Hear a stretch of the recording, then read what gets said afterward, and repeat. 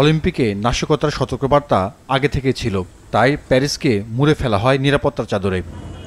France জুড়ে মোতায়েন রাখা হয় ৪৫,০০০ পুলিশ, ১০,০০০ সেনা আর ২,০০০ বেসরকারি নিরাপত্তা কর্মী। তারপরও অলিম্পিকে উদ্বোধনের আগের রাতে দ্রুতগতির একাধিক ট্রেন ও অবকাঠামোতে নাশকতা চালানো হয়।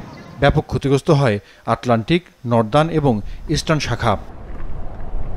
কারা এমন হামলা চালিয়েছে সে ব্যাপারে কিছু জানানো হয়নি প্রশাসনের পক্ষ থেকে।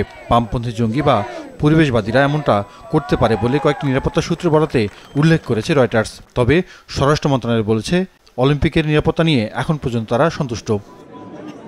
রেল পরিষেবা ব্যাহত হওয়ায় বিড়ম্বনায় পড়েছেন পর্যটকরা। লন্ডন থেকে প্যারিসগামী ট্রেন পৌঁছায় 4.5 ঘন্টারও বেশি সময় বিলম্বে।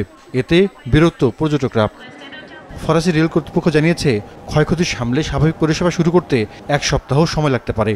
এর ফলে 8 লাখ মানুষ সমস্যায় পড়তে পারেন বলে মনে করা হচ্ছে।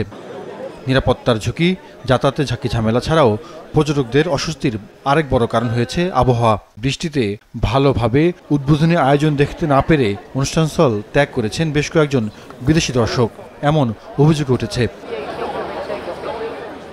এখানে শেষ নয়, অলিম্পিকে ঘিরে বেড়েছে চুরি, যার শিকার হয়েছেন ব্রাজিলিয়ান কিংবদন্তি ফুটবলার জিকো। অতিথি হিসেবে প্যারিসে যাওয়া জিকোর গাড়ির জানালা দিয়ে চুরি হওয়া ব্যাগে নগদ অর্থ, ঘড়ি ও হীরার অলংকার ছিল। সব মিলিয়ে খোয়া যাওয়া সম্পদের পরিমাণ 5 লাখ ইউরো। জাহিদুর রহমান, মাছরাঙা নিউজ ডেস্ক।